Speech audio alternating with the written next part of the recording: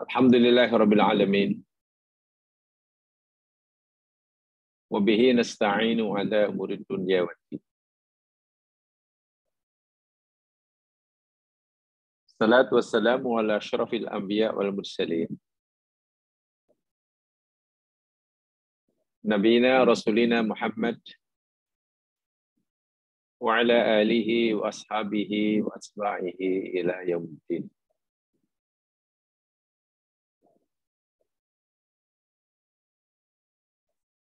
Raditu billahi rabba wa bil islami dina. Wa bi Muhammadin nabiyya wa rasulah. Rabbi shrah li sadri wa yassir li amri wahlul 'uqdatam min lisani yafqahu qawli.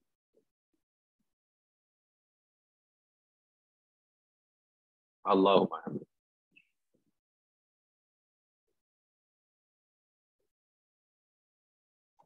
Muslimin muslimat yang dirahmati Allah sekalian,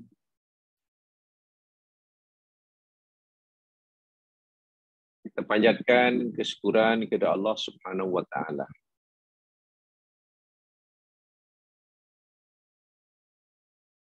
Karena kita masih diberikan istiqomah dalam melaksanakan perkara-perkara yang diperintah dan disukai oleh Allah. Walaupun mungkin masih jauh daripada sempurna. Lebih-lebih lagi bila dibandingkan dengan apa yang dilakukan, diamalkan oleh umat Islam generasi awal, generasi sahabat. Walaupun begitu, kita tentu ingat sabda Nabi Sallallahu Alaihi Wasallam, khairul a'mali adwamuha wa in qalla. Sebaik-baik amalan itu ialah yang berkekalan, walaupun sedikit. Sebab itulah, walaupun mungkin kita belum gembira, belum puas hati, apabila kita hanya mampu melakukan amal yang sedikit. Tetapi bila amal baik yang sedikit yang kita lakukan ini, kita berjaya melakukannya secara berterusan. Adwamuha, berkekalan. Itulah yang diberitakan oleh Nabi sebaik-baik amal. Tentu apabila ia dibandingkan dengan amalan yang banyak, ibadah yang banyak, tapi sekali sekala. Nabi rupanya memberitahu kita bahawa Allah menyukai hambanya yang berkekalan dalam melakukannya walaupun sikit, daripada hamba yang melakukan amal ibadah yang banyak tapi sekali sekala. Inilah yang kemudian agama berikan istilah istiqomah. Istiqomah. Di dalam siri yang lepas, kita telah pelajari bagaimana seseorang itu akhirnya mendapatkan kan husnul khotimah. Satu hadiah yang sangat berharga daripada Allah bagi mereka yang istiqomah dalam bertauhid.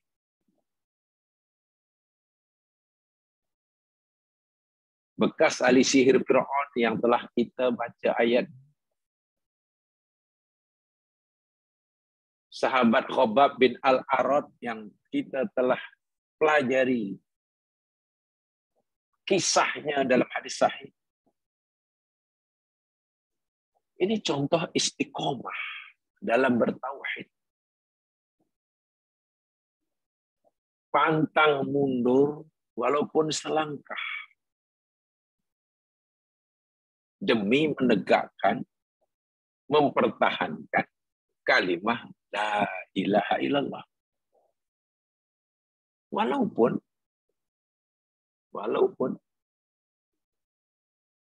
mereka terpaksa mengorbankan jiwa dan raganya.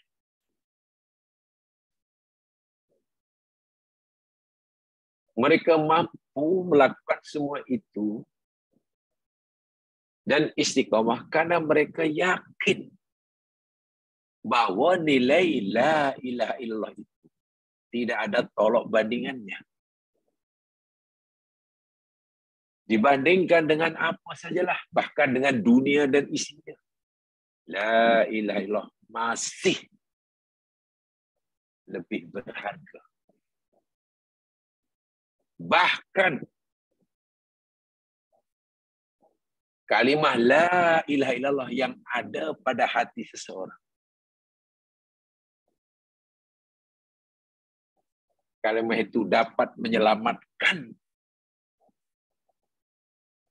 hamba tersebut daripada kekal di dalam neraka. Saya tak kata selamat di neraka, selamat daripada kekal dalam neraka. Artinya, bila kalimah la ilaha illallah itu ada dalam diri seseorang, orang itu tidak akan kekal dalam neraka, walaupun mungkin terpaksa.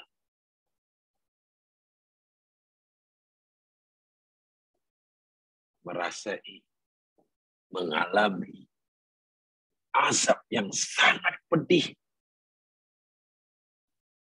Ribuan, jutaan, bilion, mungkin triliun tahun. Tapi akhirnya bebas dari neraka. Karena sholatnya kah? Tidak, karena dia tak pernah sholat. Karena sedekahnya pun juga tidak, dia tak pernah bersedekah.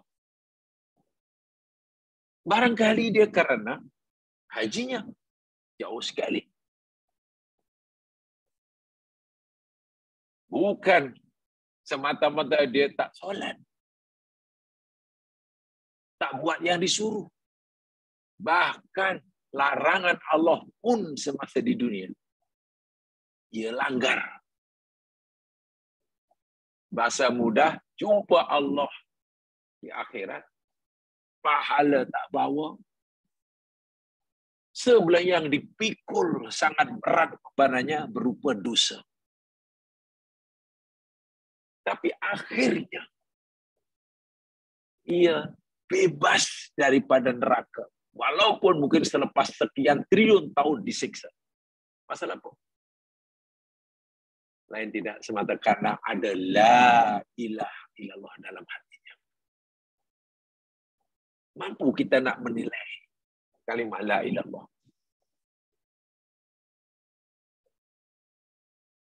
Dosa yang banyak manapun. Memang dosa yang banyak berat. Tapi bila ditimbang dengan kebaikan berupa la ilaha illallah, la ilallah masih berat.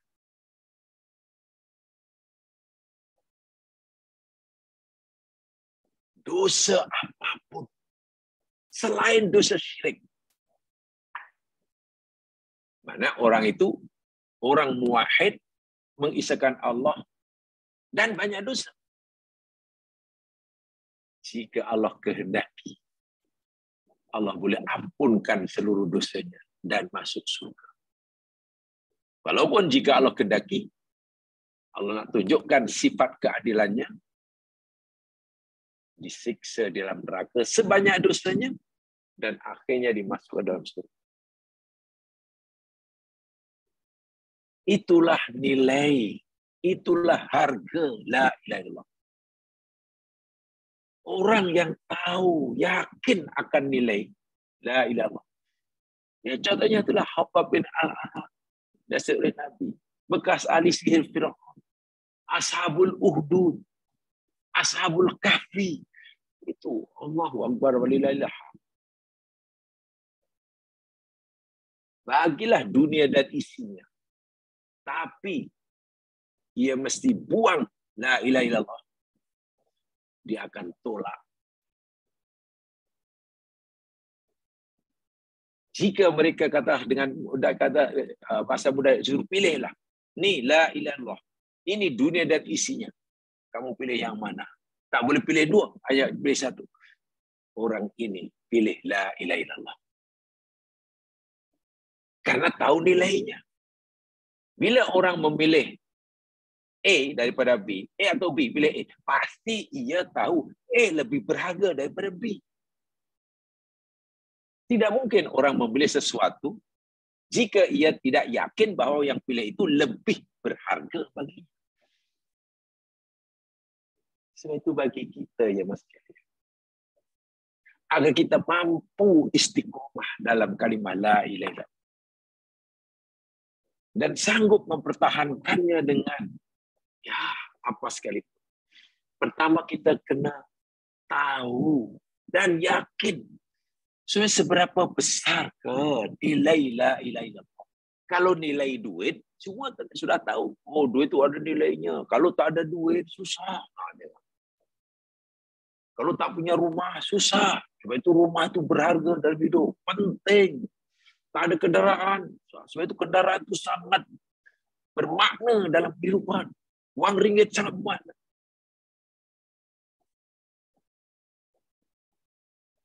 Sudahkah kita melihat nilai la ilaha lebih daripada segala-galanya? Ini masalah. Ini masalah. Ashabul Kahfi sudah percaya. Habab bin Al-Rati sudah percaya. Bekas dari sihir Fir'aun, wah itu sudah berjaya. Tiba-tiba dunia dan isinya kecil. Tidak ada artinya.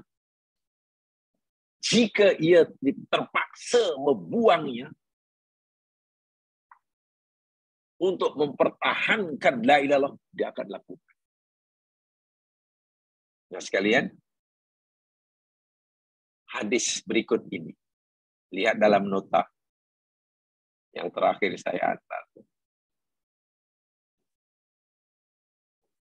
Membantu kita untuk menilai seberapa mahal, seberapa besar, seberapa penting, seberapa mustahaknya kalimah la ilaha illallah dalam hidup kita.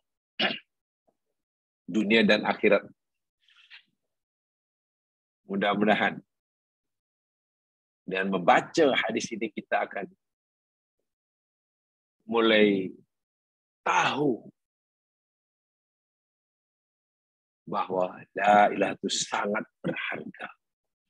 Dan bila kita sudah tahu dan yakin ia berharga, maka kita pasti tidak mau kehilangan. Tak mau melepaskannya. Pasti berusaha mempertahankannya. Walaupun dengan harga yang sangat mahal. Itu tujuan kita. Baik. Coba lihat notanya. Nota yang terakhir saya berikan. Hadis daripada riwayat Imam At-Tirmizi, Imam Ahmad. Dan hadis ini dinilai sahih oleh Nasiruddin Albani. An Abdullah bin Amr radhiyallahu anhu. daripada Abdullah bin Amr bin As radhiyallahu anhuma.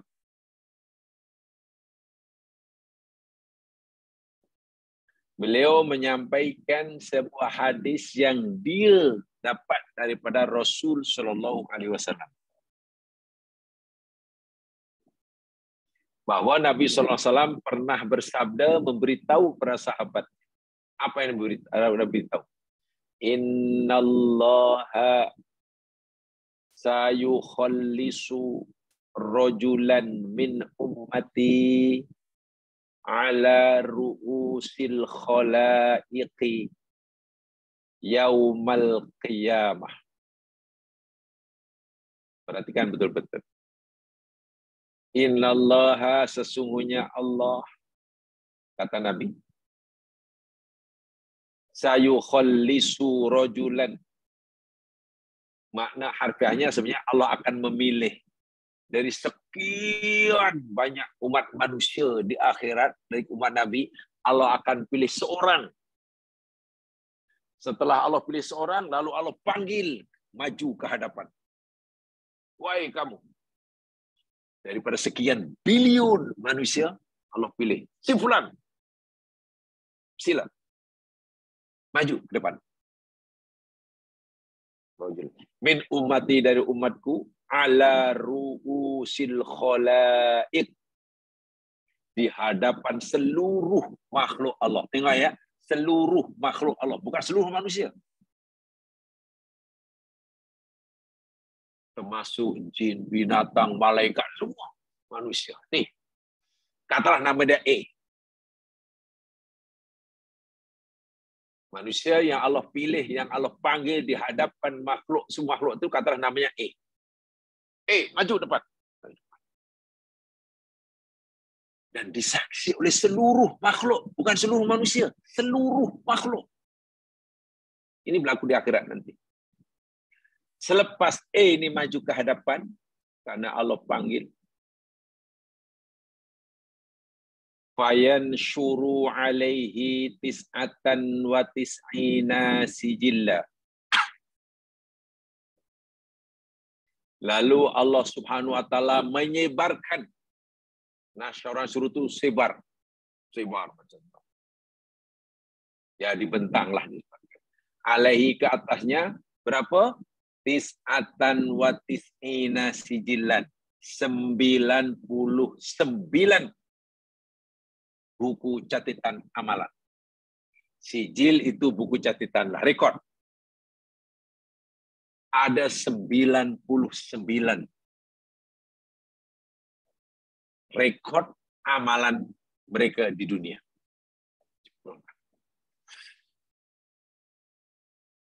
Kullu sijillin mithlu maddil basar. Allahu Akbar. Setiap satu rekod buku catatan, ada 99. Satu buku catatan itu, katalah ini buku catatan ini. Setiap satu buku ini, bila dibentangkan, dibuka, dibentang, sangat luas, sangat panjang, mithlu maddil basar. Sejauh mata memandang. Berapa tebal tuh? File mahkamah di hadapan Allah 99. Setiap satu filenya itu setebal ke sepanjang walalamlah. Kalau setebal lah, kalau sepanjang, kalau di panjang lah, sejauh mata memandang. Allah Akbar. Maknanya satu file mahkamah kes dia. Ya, kalau betul bukan satu jilid lah. Ya, anggaplah satu kontainer lah. Itu. Satu kontainer. Bila dibentangkan, Allahu Akbar. Tebal. Panjang. Itu baru satu. Sedangkan dia ada 99 file mahkamah. Mampu kita membayangkan kes orang ini. akan diadili di hadapan Allah. Bukan hanya 10 kes, 90 kes, 80 tak. Ada 99 file, satu filenya sejauh mata memandang ketebalannya atau panjangnya. Allahu Akbar. Jadi kalau 90 berapa tuh ya? Karena kan catatan malaikat itu lengkap jam sekiannya. Lengkap. Tidak ada yang lepas. Tidak ada yang terlepas, tidak ada yang tertinggal. Itu ada dalam surah Qaf gitu.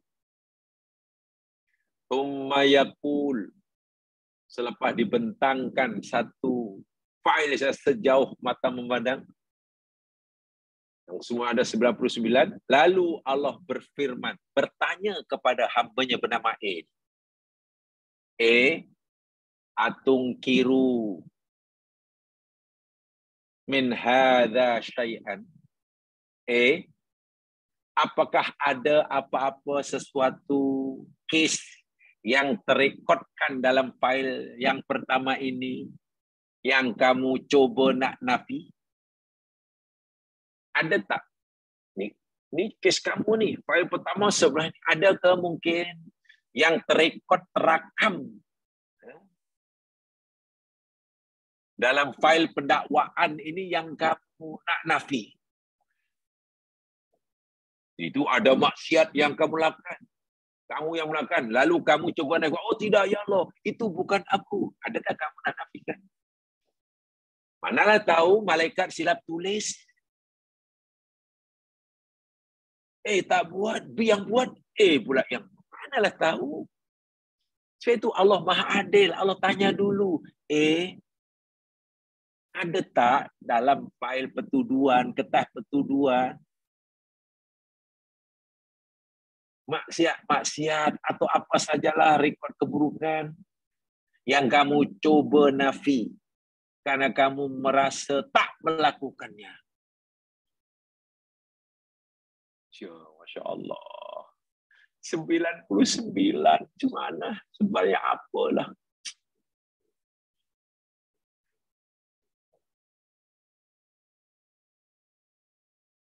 Adalah maka katabatil hafizun. Allah tanya. Adakah malaikat-malaikat yang aku tugaskan untuk merekodkan amal kamu di dunia dahulu telah menzalimi kamu? Kamu tak buat tapi kamu ditulis. Ini maksiat kamu yang lakukan, bukan kamu. Adakah mungkin malaikat penulis, malaikat yang aku tulis untuk mencatat, katabah namanya. Katabah itu tulis jamak daripada katib. Katabah. Hafid yang cinta mengikori menemui kamu di dunia. Mungkin silap tulis atau mungkin kamu buat amalan tapi malaikatku tak catat. Coba simak. Tak tahulah berapa juta tahun dia sekalian orang ini nak mencek file sebanyak itu. File pertama pun mungkin dah makan masa ribuan tahun, belum kedua, belum yang ke-90, belum yang ke-99. Coba kod-kod ada malaikat tersilap, mungkin ada maksiat yang di situ tertulis, dan ditulis kamu pelakunya, tempatnya, masanya, kadarnya, tapi sebenarnya kamu bukan pelakunya. Sebab lengkap. Sangat-sangat lengkap.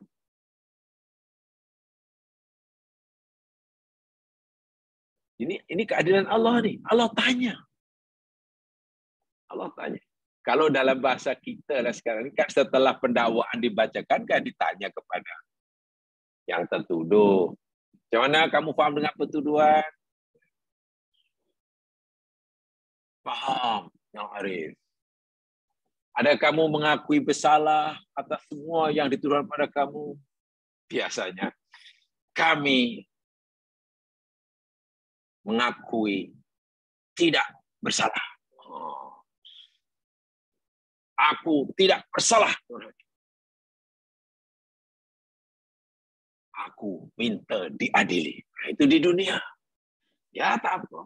Atau mungkin kamu ingin memberikan pembelaan.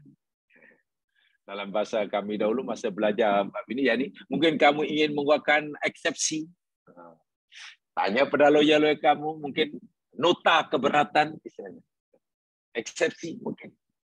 Ya, di akhirat ditanya juga. Allah beri peluang. Bukan terus dihukum, ditanya. Karena lengkap tulisan itu. Jamaah sekalian, saya coba alihkan sedikit kepada Al-Quran. Tolong lihat Al-Qurannya. Orang itu cek jamaah sekalian. Suruh baca dulu. Allah adil. Diberi peluang untuk baca. Untuk mengkaji kod-kod malaikat silap tulis. Dia tak buat tapi dia kata dia buat. Atau dia berbuat tapi malaikat alpa, lalai, cuai, tak tulis. Coba lihat di dalam Al-Quran ya mas kalian. Lihat dalam surah Al-Isra. Surah Al-Kahfi. Lihat firman Allah Subhanahu wa taala. Di dalam surah Al-Kahfi. Surah yang pagi tadilah malam yang kita baca itulah surah yang ke-18 ayat 49. Ini orang yang didakwa setelah dikemukakan rekod pendakwaan yang jumlahnya 99 file itu, yang satu filenya sejauh mata memandang, dipersilakan untuk kaji, untuk teliti, untuk baca kod malaikat silap tulis, dan dia ingin menafi apa yang ada dalam kertas pendakwaan. Baca. Apa Allah kata dalam surah Al-Kahfi ayat 49? A'udzu billahi minasy syaithanir rajim. Wa wudi'al kitabu fataral mujrimina mushfiqina mimma fihi. Dan kitab catatan amalan telah diletakkan, makna telah didedahkan, telah diberikan, masing-masing dapat terbuka. Dipersilakan untuk cek, untuk kaji, untuk baca, daripada alif hingga ya.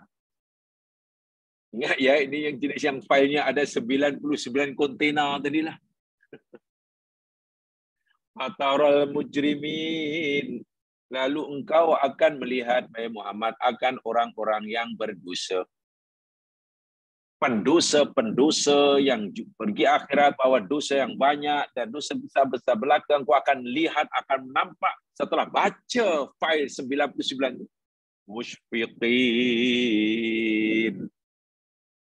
Dalam keadaan ketakutan. Takut mimma fih. Daripada apa yang tertulis di dalam rekodnya, dalam bukunya. Baca file itu ketakutan. Ngeri. Terus ini semua salah aku. Baca kesalahan pertama, kes pertama. Ini mesti tak tahulah azabnya berapa. Ini tak tahu hukumannya apa. Dan bayangkan, semuanya salah belakang. Kertas pendakwaan yang dia baca, tak ada yang berbeda, semuanya betul dilakukan dan dia tahu salah, sehingga dia takut, ketakutan. Wa yaqulun, dan orang ini akhirnya berkata, ya wailatana, aduhai celakalah diri kami. Tengok. Itu akhirnya rungutannya. Itu akhirnya teriakannya, aduhai celakalah diri kami. Malihadal kitab.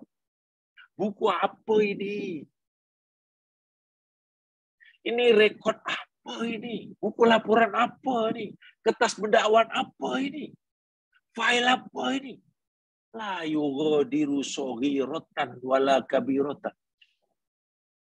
Fail pendakwaan yang tidak meninggalkan, tidak mengabaikan dosa, sama ada yang kecil, apalagi yang besar, semuanya ada. Lah, dosa kecil ada rekodnya. Semua direkodkan, jangankan yang besar, yang kecil pun ada.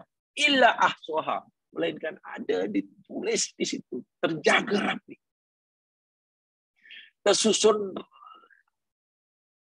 rapi pula. Jadi senang membacanya. Si pembaca, si orang dosa, umpamanya faham lah. Dosa macam ini.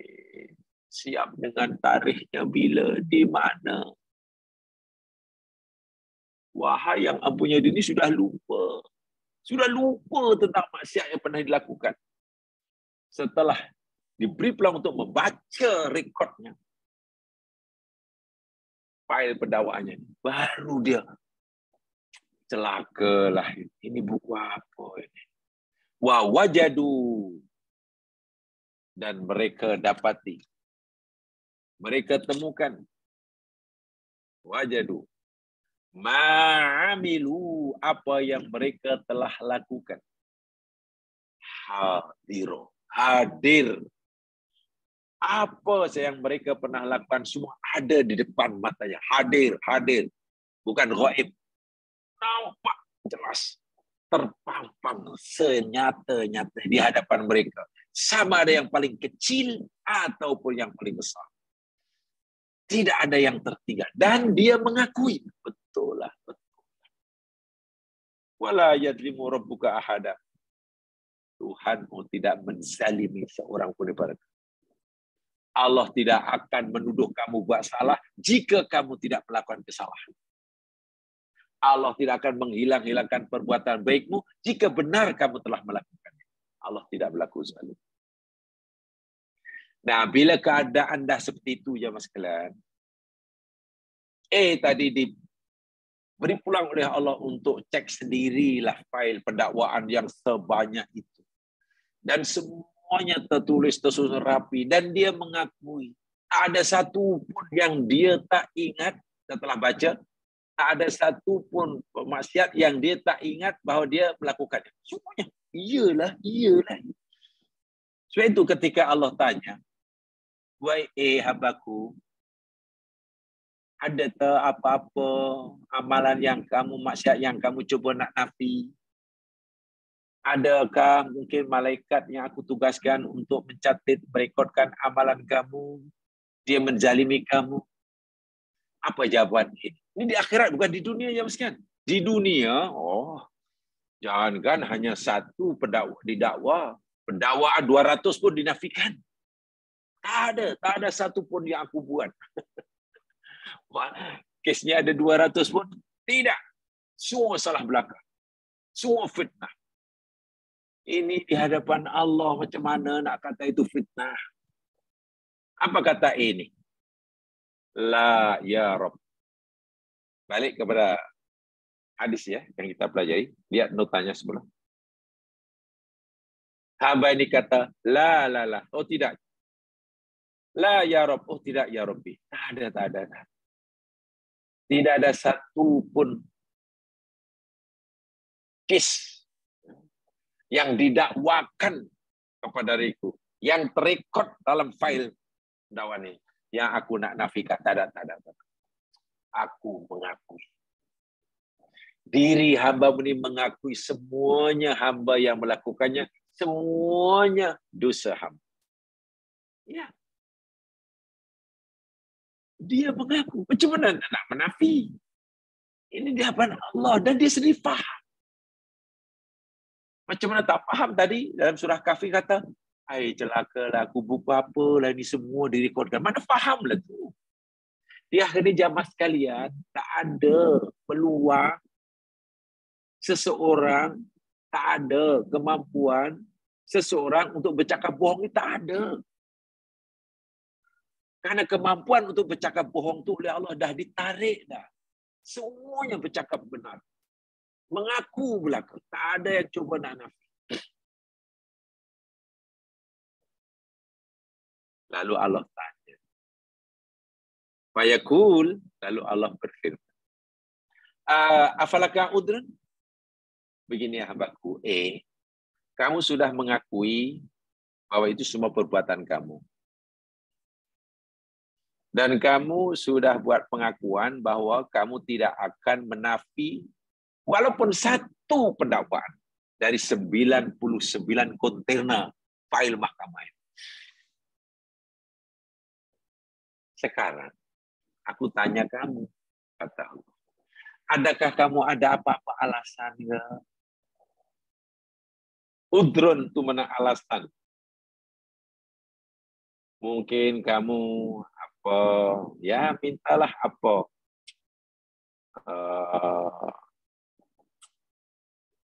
Kata ya Allah, betul ya Allah, dahulu kami buat itu sebab kami gini-gini. Kau ada alasan? Dulu kami buat masa itu ya Allah, sebenarnya bukan kehendak kami, tapi kami diajak kawan. Mana tahu nggak ada alasan. Lebih daripada itu, ada hadis memahaminya. Afalaka ututu mana wahai hambaku, setelah kamu melihat maksiat yang kamu lakukan itu sebanyak ini. Sebanyak 99 kontainer filenya. Mungkin kamu pernah terlintas, kamu pernah melakukan kebaikan mungkin. Kalau kamu merasa pernah melakukan kebaikan, punya amal baik, coba kamu katakan. Allah Maha tahu, yang mestikan Allah bertanya bukan Allah tak tahu. Allah nak memberi peluang pada orang itu agar benar-benar ia dapat merasakan keadilan Allah. Jangan salah paham. Di akhir ada hisab, ada timbangan. Itu bukan maknanya Allah tidak berlaku adil jika Allah terus masukkan dalam neraka dan masukkan B dalam surga. Tanpa hisab sekalipun, jika Allah terus memasukkan ahli neraka dalam neraka tanpa ada hisab, memasukkan ahli surga dalam surga tanpa hisab, Allah adil. Karena Allah dah tahu. Kalau Allah sudah tahu, ini ahli neraka, B ini ahli surga, kenapalah diadakan hisab? Kenapa ditanya macam-macam? Jemaah sekalian, Allah Maha Adil, itu betul, tak dinafikan. Tapi Allah mau juga hamba-Nya ini dapat merasakan keadilan Allah. Di dunia ramai hamba Allah yang meyakini Allah Maha Adil, tapi tidak merasakan keadilan Allah. Bahkan sering kali menuduh Allah tak berlaku adil. Di dunia ini ramai termasuk orang Islam yakin Allah itu Maha Pengasih, Maha Penyayang, tapi tidak pernah merasakan kasih sayang Allah. Bila susah aja dia fikir Allah tak sayang. Bila berusaha saja dah penat, dah lama pula, tapi Allah tak kabulkan, Allah tak adil. Bila dia dah buat apa yang Allah suruh, dia dah kerjakan apa yang Allah minta. Tapi bila dia minta pada Allah dan Allah tak bagi, Allah tak aci. Dia minta aku buat, tapi aku minta pada dia tak bagi. Sering kali di dunia orang tidak merasakan keadilan Allah. Wah, Allah itu Maha Adil. Nah, di akhirat Allah Maha Adil. Dan setiap manusia, imam yang ahli neraka, wa imam yang ahli surga, agar dapat merasakan keadilan Allah. Sebab itu yang calon ahli neraka pun ditanya dahulu, diberi peluang. Bila nanti sudah betul-betul tahu, oh iyalah, itu kesalahan saya, betul, 100%. Dan memanglah, aku tak pernah buat baik. Bahkan kalau Allah tanya kepada saya, kalau kamu sudah mengaku kesalahan sebanyak itu, agak-agak kamu tahu tak di mana tempatmu yang paling layak. Mungkin orang itu aja, neraka ya Allah. Mungkin dia sendiri akan kata, neraka ya. Karena merasa dirinya tak layak masuk surga. Melihat kesalahan yang tidak sedikit, ia merasa tak layak masuk surga. Jadi jika Allah masukkan dalam neraka, pasti dia akan merasakan keadilan Allah. Demikian juga yang masuk surga. Karena dia buat baik dan Allah, ya aku terima amal baikmu, aku terima baikmu. Akhirnya Masya Allah, Allah masukkan rupanya tidak ada satu pun kebaikanku, walaupun kecil. Melainkan Allah beri balasan berganda-ganda. Merasakan keadilan Allah. Itu di akhirat. Di dunia Allah Maha Adil, tapi seringkali manusia tidak dapat merasakan keadilan Allah. Di akhirat Allah Maha Adil, dan Allah mau setiap hambanya dapat merasakan keadilannya. Itu salah satu hikmah kenapa ada hisab. Ada mizan. Contohnya inilah, ditanya itu. Kamu udah tahu kesalahan kamu sangat banyak. Atau kamu mungkin pernah terbayang, pernah ingat kamu punya kebaikan. Kalau kamu merasa punya kebaikan, tolonglah beritahukan di mahkamah mahsyar ini. Wah, Allah tahu ya, Allah sudah tahu. Kur ada kebaikan. Apa jawab ini? Sungguh luar biasa. Kagum. Di akhirat betul-betul menakutkan ya Mas Kan. Mengaku. Apa jawab ketika Allah tanya, Kur kamu ada pernah buat kebaikan? Kalau ada walaupun kecil, tolong beritahu di mahkamah ini. Dia boleh kata fayaqul, dia berkata, la ya Rabb, la. Wahai Tuhanku, tidak. Aku tak pernah buat kebaikan. Masya Allah. Kalau engkau kata kebaikan itu maknanya sholat, aku tak pernah sholat. Kalau kebaikan itu maksudnya tolong orang, aku tak pernah tolong orang. Kalau kebaikan itu maksudnya yakni baca kitab, aku tak pernah baca. Kalau kebaikan itu maknanya apalah. Kebaikan itu kan luasnya Mas Kan ya. Dan orang ini tidak merasa pernah melakukan kebaikan sikit pun. Dan dia juga, tidak, ya Allah, tidak. Tengok. Dia mengakui semua dosa yang dilakukan. Yang jumlahnya 99 kontainer, yang satu kontainer sejauh mata memandang itulah. Pada sama pula, dia langsung dengan sedar, penuh dengan keinsafan, mengakui tak pernah buat kebaikan. Maknanya tak ada kebaikan sikit pun. Yang sekarang cobalah. Kalaulah orang ini kemudian dimasukkan dalam neraka, akhirnya protes atau tidak? Tidak protes. Jika orang ini katalah dimasukkan ke neraka lepas itu oleh Allah, agak-agak dia merasa Allah Maha Adil atau Allah tidak berlaku adil? Adil. Bahkan kalau disuruh masuk surga mungkin malah segan. Karena surga bukan habitat dia baginya. Bukan tempatku ini. Dia paling mungkin dia merasa tempat yang paling layak bagi neraka. Walaupun neraka itu siksaan. Itu yang saya maksudkan tadi. Merasakan keadilan Allah di luar biasa di akhir. Hatta ahli neraka pun tidak merasa dizalimi oleh Allah. Bahwa dalam Quran ada ayat yang menyatakan ahli neraka ingin keluar dari neraka. Itu bukan karena menuduh Allah tak berlaku adil. Nah, karena tak tahan di neraka. Di dunia ini jamaah sekalian, seadil manapun keputusan mahkamah, sebijak manapun yang arif Tuan Hakim, pasti penjenayah atau tertuduh bila dia bersalah pasti protes.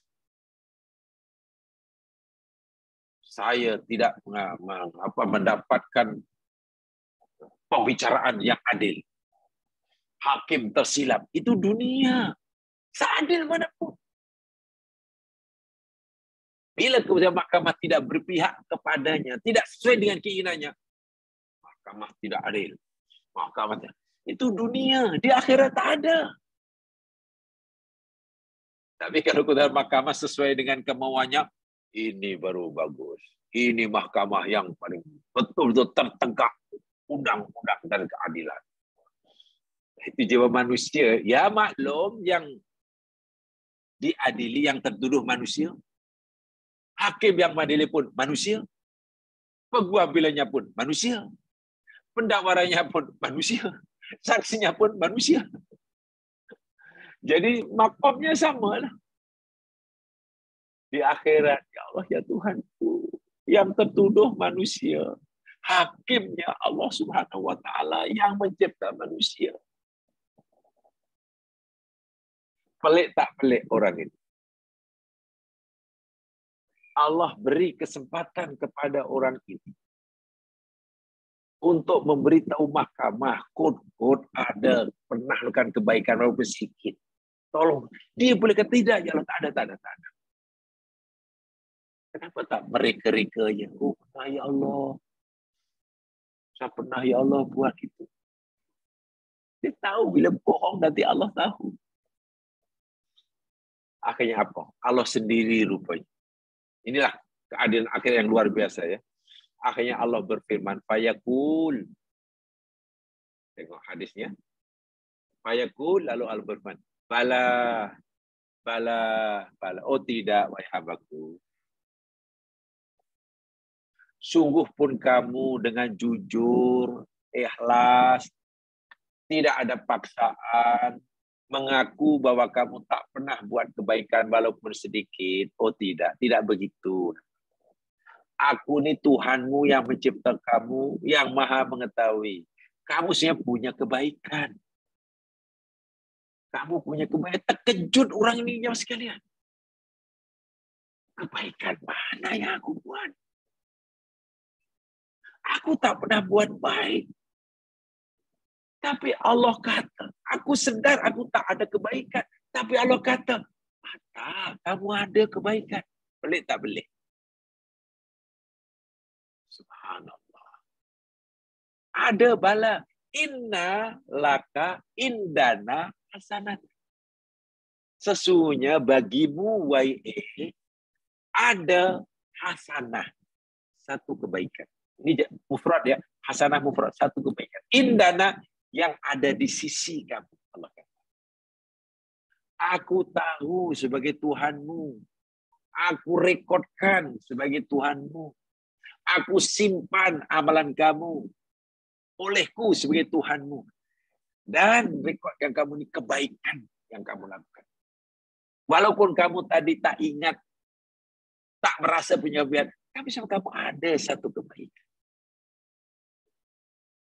Ya, terbingung-bingung lah orang, kebaikan apa nih?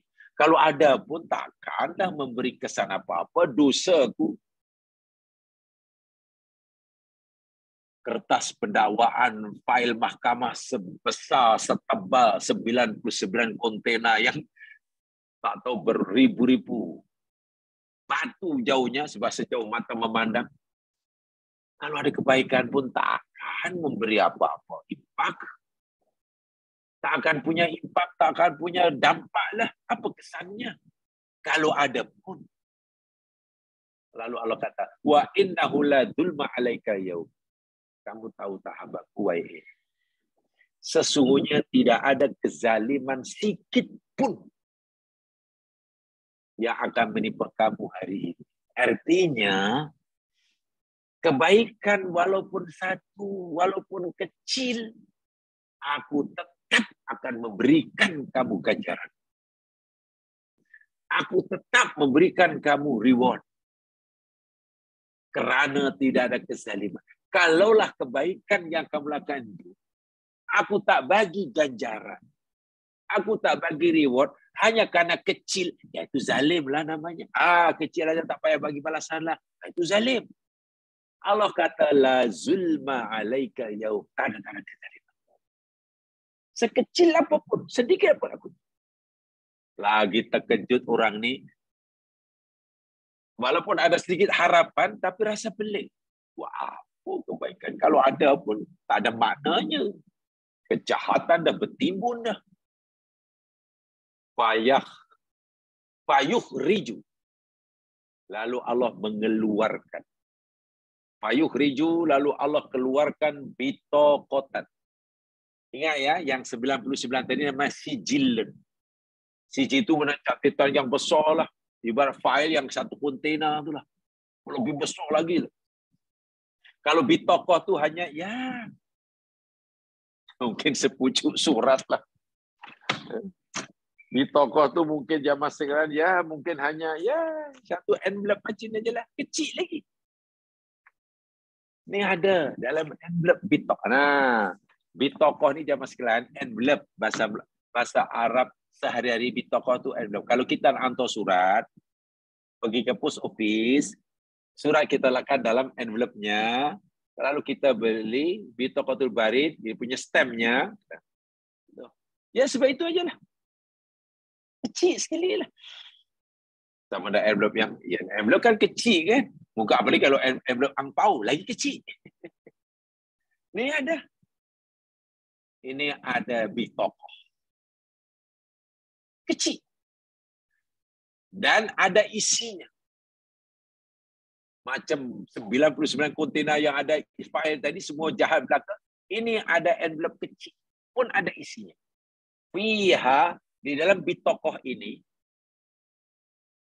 yakni ada rekod bahawa kamu semasa di dunia dahulu kamu pernah mengucapkan, pernah meyakini di dalam hati. Apa itu ucapan asyhadu alla ilaha illallah wa asyhadu anna Muhammadan abduhu wa rasuluh. Aku sebagai Rabbul Jalil, Tuhan semesta alam yang mencipta kamu, aku tahu dan aku mendengar. Semasa di dunia kamu pernah mengucapkan kalimat ini. Asyhadu alla ilaha illallah. Aku bersaksi bahwasanya tiada Tuhan yang berhak disembah melainkan Allah. Wa asyhadu anna Muhammadan abduhu wa rasul. Dan aku bersaksi bahwasanya Muhammad itu adalah hamba Allah dan Rasul. Dan aku simpan ucapanmu dalam envelope angpau yang kecil. Maknanya apa? Kalimah tauhid. Orang itu tak sedar. Dan Allah tahu dia pernah mengucapkannya dan meyakini dalam hati dan tidak terbatal. Karena dosa yang Allah rekodkan oleh malaikat 99 sijil tadi. Dosa belaka, tidak ada dosa syirik. Tidak ada. Maksud saya syirik yang boleh memadamkan, menghapuskan syahadah lah. Jadi syirik besar. Sebab syirik kecil dosa besar, tapi tidak membatalkan syahadah. Dosa itu, dosa ini, dosa itu, dosa ini. Termasuk dosa syirik, tapi syirik kecil. Syirik besar tak ada. Sehingga ucapan ini, ucapan la ilaha illallah, atau asyhadu alla ilaha illallah, wa asyhadu anna Muhammadan abduhu rasuluh, yakni kalimat syahadat tidak terbatal. Dan Allah masih simpan. Tapi karena hanya itu saja, ya disimpanlah. Bukan dalam peti yang besar. Envelope ampau kecil. Ditunjukkan ini kebaikan kamu. Fayaqul, lalu Allah berfirman, uhdhur waznaka. Sekarang marilah datang kemari dan lihat timbangannya. Aku nak timbang ini. Di tokoh envelope yang kecil yang isinya kalimah syahadah ini, kata Allah, aku nak timbang. Sebelah sini, di masa ini ada di tokoh ini, yang sebelah sini 99 kontainer dosa. Allah nak timbang ni.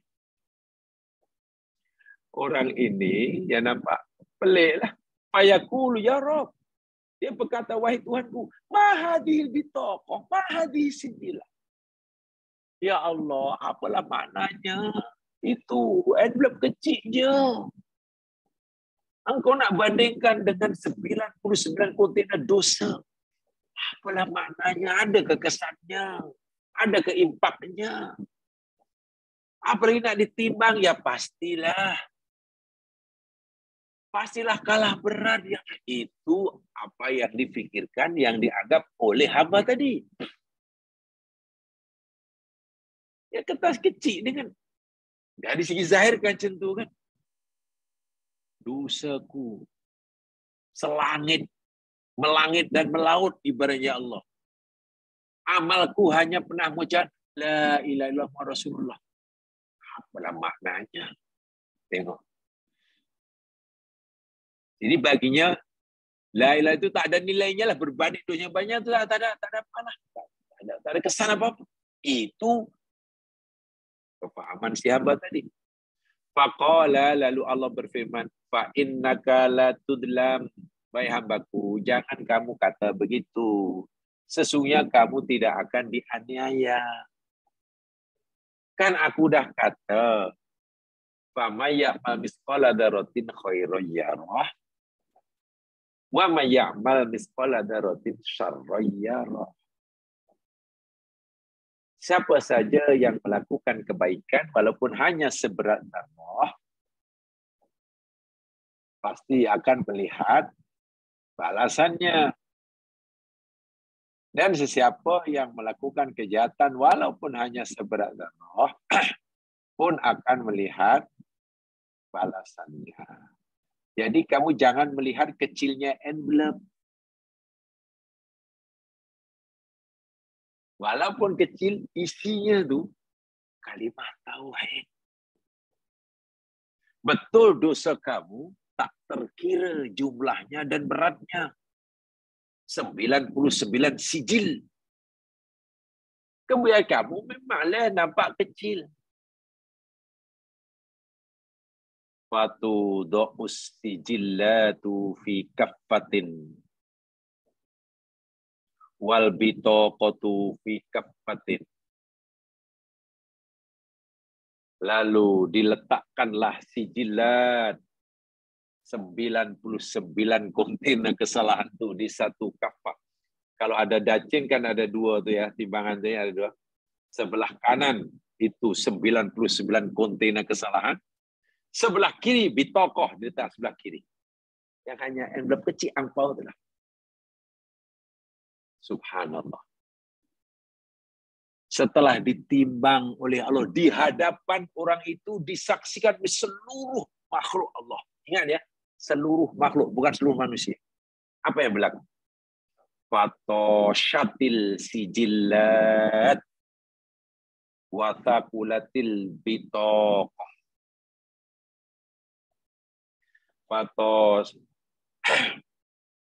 Fatoshatil sijillat wa thaqulatil bitaqah. Akhirnya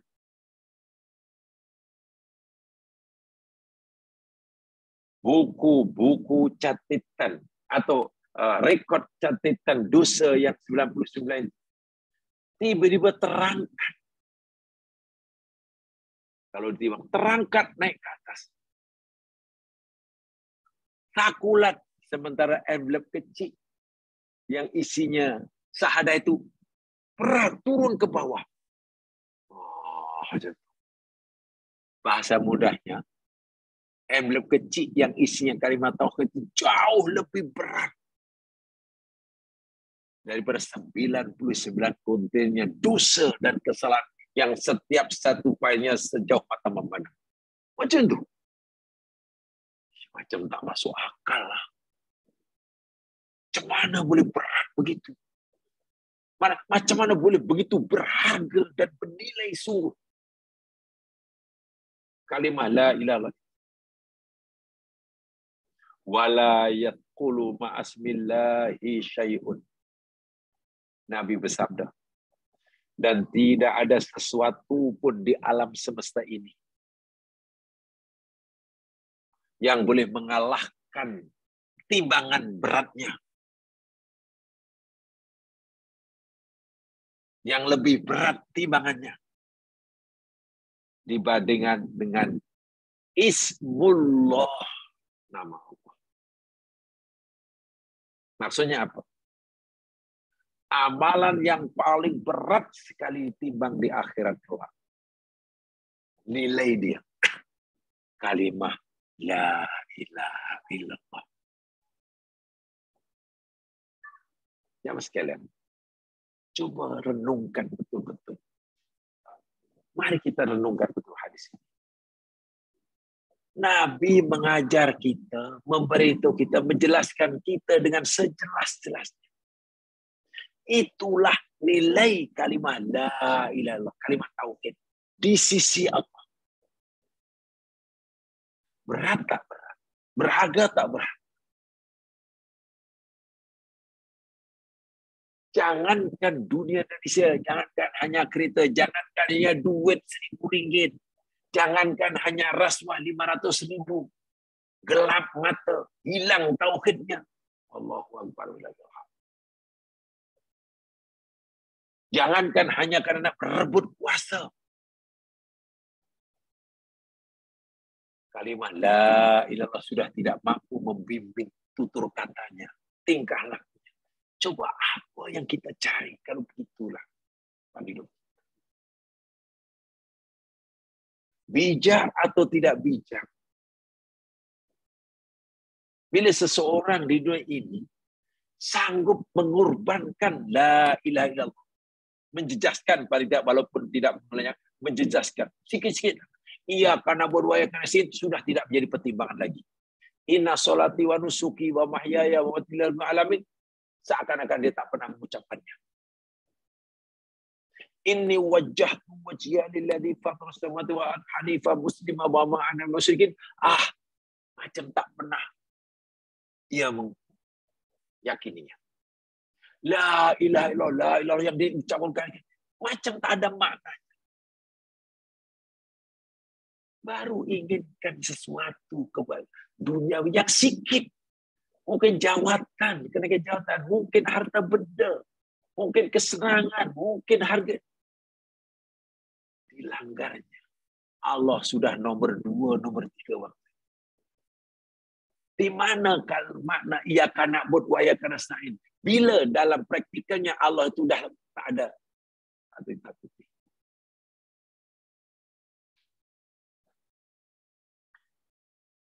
Saya cukup tertarik ya Mas sekalian. Ada seorang intelektual Indonesia. Ini seorang pengamat politik dan juga pakar dalam masalah pertahanan negara. Dan beliau jadi seorang lecturer, seorang pensyarah di Universiti Pertahanan Negara. Namanya siapa dia? Saya lupa namanya. Lama beliau bekerja di Amerika. Berbalik dalam satu rancangan TV. Satu studio itu semua terpegun, penonton pun terpegun. Kata beliau, sudah tahu tak? Kenapa negara-negara ini yang kadang-kadang negara kecil tapi maju? Satu di antara faktornya menjadikan negara itu maju, yakni karena ada rasa takut.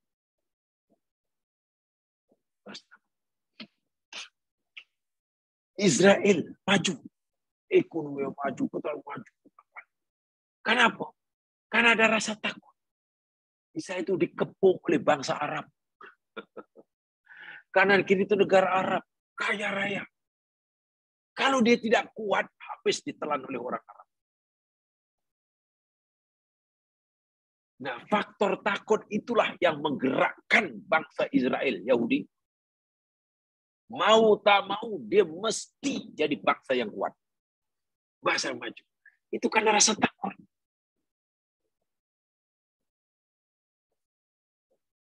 Korea Selatan. Yang juga belum lama merdeka, lebih kurang dengan negara kita. Ya, merdekanya belum lama. Dulu apa yang ada di Korea Selatan? Tak ada apa-apa. Tapi sekarang menjadi gergasi di dunia. Negara yang sangat diperhitungkan oleh dunia. Cuma negara Korea boleh begitu maju. Karena ada rasa takut. Kiranya Korea Utara. Kalau dia tidak kuat, akan ditelan oleh Korea Utara. Korup. akan digarap oleh Korut, Korea Utara. Kolsel, akhirnya ya kena ada rasa takut. Kalau aku tak kuat, habis aku nih. Ini Jepun akan telan aku, Korea telan aku, Cina. Kalau aku mesti jadi maju. Lalu beliau beri contoh negara jiran kita, Singapura. Negeri pulau yang kecil ya. Rakyatnya hanya berapa juta. Apa cara boleh menjadi negara yang kuat? Ekonominya kuat, padahal kuat, bahkan diperhitungkan di uang luar kalau nak pergi ke Asia Tenggara, mungkin hanya kena Singapura. So, Singapura ya kena. Macam kuat. Ya, karena dia dikelilingi oleh negara-negara Melayu. Di situ ada Indonesia yang lebih besar daripada dia. Di sebenarnya ada Brunei, di situ ada Malaysia. Dia di tengah kecil. Aku takut tuh ada. Kalau aku tak kuat, habis. Rasa takut itu mendorong orang untuk maju, untuk kuat. Tapi kenapa negara kita walaupun saya tak maju-maju? Ya, karena tidak ada yang ditakuti. Bahkan Allah pun tak takut. Bahkan pada Allah pun tak takut. Jangankan pada undang-undang, jangankan pada tak, Allah pun tak ditakuti. Bersumpah di lantik, jadi jawatan tinggi bersumpah. Sebagai orang Islam sumpah dengan Wallahi, watallahi, wabillahi, demi Allah aku bersumpah akan menjaga tahun ini bla bla bla bla bla. Disaksikan oleh seluruh rakyat. Disumpah. Makanya disumpah, menteri disumpah, presiden disumpah, hakim disumpah. Semua disumpah demi Allah. Yang Muslim demi Allah, demi Allah. Ya, yang Kristen demi apalah, tak tahulah, demi Jesus Christ ke apa. Jadi disumpah dengan nama Tuhan yang diyakini. Tapi apa? Realiti dia. Disumpah dengan nama Allah. Bersumpah nama Allah. Allah pun tak ditakuti. Jadi menteri tak sampai satu pilihan tertangkap korupsi. Jadi pegawai kerajaan pejabat tinggi tak sampai setengah tahun. Wah, sudah tangan kanan curi.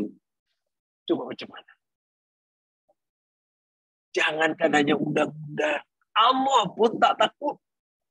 Dia baca syahadah, tapi Allah pun tak takut. Coba. Baginya jawatan, harta benda, uang ringgit, apalagi. Itu jauh lebih mahal, lebih diutamakan. Kalau tidak habis hidupnya daripada syahadahnya. Nabi kita, ya mas sekalian, mengajar kita seperti ini. Coba kamu faham betul bahwa syahadat ini. Ditimbang ya mas sekalian. Letak dalam envelope kecil aja kalimat syahadat itu. Ditimbang sebelahnya itu 99 kontainer yang ya Allah ya Tuhan pun banyak yang tak tahulah. Dosa belakang masih ada. Ya. Benar-benar ayat hadis ini bagi saya betul-betul pengajaran bagi kita. Sebab itu kita tidak heran ya Mas. Kalau kita faham betul kita ya tidak heranlah jikalah ahli sihir Firaun rela dibunuh. Kalau nak kau ucapan Firaun, hai Firaun, kalau kau nak bunuh pun bunuhlah. Faqdi ma anta qad, kan begitu ucapan ahli sihir Firaun. Dan kita telah pelajari. Hai Firaun, buat sajalah apa yang kamu nak buat. Kalau kamu nak bunuh pun bunuhlah. Kalau kamu nak cincang pun cincanglah. Innama taqdi hadil hayat dunya. Ya, paling-paling kamu hanya boleh mencincang tubuh badanku. Di sini aja. Nih. Syahadahku yang dalam hati kamu tak akan mampu menyentuhnya. Aku rela kehilangan segala-galanya bagi mempertahankan syahadah ini. Asal aku tidak kehilangan yang satu ini, aku rela mengorbankan. Itu karena tahu nilai syahadah itu seperti itu, jemaah sekalian. Orang yang berdosa sebanyak manapun di dunia, dosanya itu memenuhi bumi, langit, dan isinya, jemaah sekalian. Kemudian dia mati karena mempertahankan syahadahnya. Dosanya diampun. Masya Allah. Dosanya diampun. Walaupun dosanya selangit dan laut. Dan dia rela mati karena mempertahankan syahadahnya. Matinya khusnul khotimah. Dosanya diampun. Itu sepatutnya. Orang Muslim adalah punya pandangan seperti itu menilai syahadah. Dan kita ini sudah dipilih oleh Allah, telah memiliki kalimat syahadah. Dan kita tak tahu sudah berapa kali mengucapkannya. Asyhadu an la ilaha illallah wa asyhadu anna Muhammadan rasulullah. Yalah, kalau kita sholat, katalah 17 rakaat sehari semalam. 17 rakaat ya, sehari semalam. Mana kita baca asyhadu alla ilaha illallah wa asyhadu anna Muhammadar rasulullah. Itu separuhnya lah. Kalau 5 kali, setiap sholat kita baca 2 kali, kan 10 kali dah. Kalau kita tak baca syahadah di luar sholat, baca dalam sholat fardu ya dah 10 kali dah satu hari. Campur sembahyang sunat, campur wiridnya.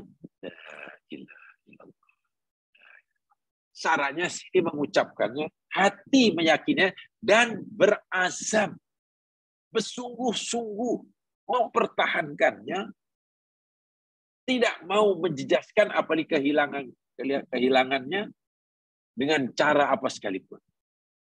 Dibagi nikmat kesenangan pun, la ilaha illallah tetap ada. Tidak jadi kufur nikmat. Diberi musibah seberat apapun, la ilaha illallah tetap ada. Mampu bersabar. Tidak menuduh Allah yang bukan-bukan. Itu perjuangan bagi kita. Itu sangat mahal. Ada seorang ulama di Indonesia, Pak Kiai lah dipanggil. Sampai murid jamaah itu mengadu. Pak Kiai, hari ini memang makin mencabar dunia. Didik anak semakin susah. Orang tua dahulu, dia anak, ya walaupun mereka susah, tapi relatif senang karena masa itu kita menjadi anaknya patuh, takut orang tua, suruh mengaji, suruh sholat, suruh balik cepat, tak boleh keluar malam, kita tak keluar malam. Zaman itu tak ada TV, jadi kita patuh. Sebab itu semua hatam belaka. Umur baru belasan tahun sudah hatam Quran. Sholat tertib, patuh orang tua. Tapi kita sekarang menjadi orang tua, menjadi anak kita. Susah. Kita suruh patuh pada Allah, dia tak buat. Sholatnya entah macam mana. Baca Qurannya pun masih tetap bertatih-tatih, walaupun sudah tak muda lagi. Susah. Macam mana tu? Banyak perintah Allah yang dia belum buat. Sementara masih banyak juga larangan Allah yang dia langgar. Untuk kiai muda yang punya wawasan luas ini, dia memberikan harapan. Memberikan kabar gembira, bukan kabar yang tak menggembirakan, tapi yang kabar gembira. Pasiru, menggembirakan. Beginilah ibu-ibu, kata bapak-bapak. Memang kita akui, anak kita mungkin tidak sebaik yang kita harapkan. Belum sesoleh yang kita harapkan, itu betul. Walaupun kita sudah berusaha, tapi hasilnya belum sebagaimana kita harapkan. Tapi hendaklah kita syukurlah. Tolong disyukur betul-betul dan jaga betul-betul. Selagi anak itu telah mengucap kalimat syahadah, masih mau mengucap syahadah dan yakin akan syahadahnya, dan dia berazam untuk menjaganya, syukurlah kita. Dia masih punya harta, punya nikmat yang paling mahal, lebih mahal daripada rezekinya, lebih mahal daripada pekerjaan dan profesinya, lebih mahal daripada kerjayanya, lebih mahal daripada kendaraan yang dipakainya, lebih mahal daripada jabatannya. Jabatan tinggi. Selagi anak kita ini masih punya la ilaha, Mari kita syukuri dan tolong ini kita bantu dia agar dia mampu mempertahankannya di mana saja. Mungkin kita belum puas, ya, tapi jangan sampai dia menghilangkan, sampai kehilangan. Kata Pak Kiai tadi. Saya dengar tuh, saya pikir. Oh, rupanya Kiai ini masih memberikan harapan pada orang. Iya, syukurlah kalau kita punya anak dan masih mau bersahadah, pernah bersahadah, rajin bersahadah. Ini maknanya bukan bermakna kita membiarkan mereka buat maksiat, bukan begitu ya Mas Kan ya. Karena selagi orang itu bersahadah dan yakin ia punya senjata, ia punya nikmat yang boleh membebaskan mereka daripada kekal dalam neraka. Bahkan suatu hari, suatu saat, katakanlah dia ditakdirkan nyawanya melayang karena tak rela kehilangan syahadahnya. Maklum, duduk di luar negeri, bukan dalam negeri. Duduk negara pula yang Muslim minority. Susah. Wah, waktu itu Muslim ditindas, tapi dia tetap tidak mau murtad, tidak mau ikut kata mereka. Dipaksa pun Pak Patuh, dipukul pun tetap la ilaha illallah, tak mau keluar Islam. Bahkan hingga mati katakanlah. Syukurlah bila ia mati karena la ilaha illallah. Dosa-dosa yang pernah dilakukan sepanjang hayatnya diampun oleh Allah. Jika matinya karena mempertahankan kalimat la ilaha illallah, karena matinya mati husnul khotimah. Itu harta yang termahal, nikmat termahal. Bayangkan coba ya.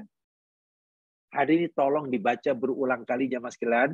Jamaah baca sendiri dan renungkan kalimat demi kalimat, lalu kita bayangkan. Ingat ya, ini disaksi oleh seluruh makhluk. Peristiwa ini nanti kata Nabi disaksikan di seluruh makhluk, bukan manusia saja. Nabi telah memberitahu kita betapa mahalnya nilai la ilallah. Kalau orang sanggup bergaduh karena tidak mempertahankan keretanya yang tercalar karena orang lain itu pun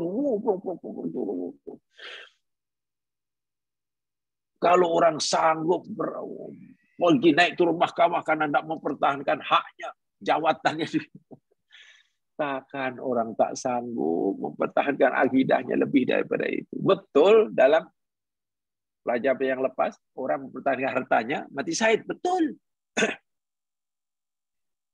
Mempertahankan harga dirinya mati syahid, betul. Tapi jangan sampai kita sanggup mempertahankan harta dengan apa sekalipun, karena itu yang disuruh agama, tapi tiba-tiba kita tak sanggup mempertahankan la ilaha illallah. Bahkan begitu mudah membiarkan la ilaha illallah ini terlepas. Saya hanya berpesan pada saya, tolong baca sekali, baca sendiri ya. Baca seorang-seorang, baca sendiri, ayat diulang, apa hadis ini. Karena hadis sangat penting. Biar bila kita baca banyak kali dan baca seorang terjemahnya sudah ada, lalu kita pahami dan kita bayangkan, Insya Allah. Ini yang sabda Rasulullah tak mungkin bohong. Ini apa yang akan berlaku di akhirat nanti. Ya, di akhirat nanti. Ini. Jika kita baca banyak kali dan akan faham dalam hati kita, insya Allah, Allah akan berikan kekuatan dalam hidup. Karena ini senjata paling utama. Lebih kebal ini manusia kalau punya kebalnya Mas. Kebal dalam arti kata bukan mana kalau ditembak tak mati, bukan. Kebal karena tidak dapat dipengaruhi oleh apa saja. Rela kehilangan apa saja. Karena ingin mempertahankan. Itu nih kebal, itu nih kuat.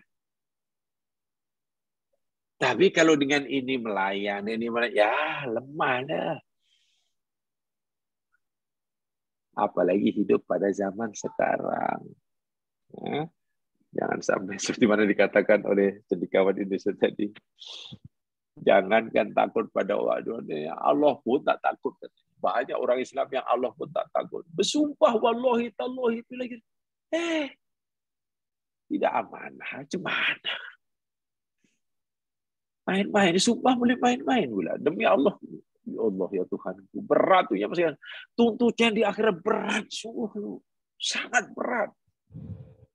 Itu mempermainkan agama. Itu ya tak sayang kepada la ilaha illallah. Jadi Nabi bagi gambaran, tengok luar biasa dahsyat. 99 kontainer kesalahan. Yang satu kesalahan pun setebal dan seluas sejauh mata memandang, ditimbang sebelahnya hanya satu envelope kecil, angpau kecil isinya kalimat tahun. Lebih berat. Yang ini boleh naik. Susah nak membayangkannya betapa berat timbangannya. Mudah-mudahan memberi manfaat bagi saya menyampaikan. Alhamdulillah kalau dapat dikongsi bersama manfaatnya.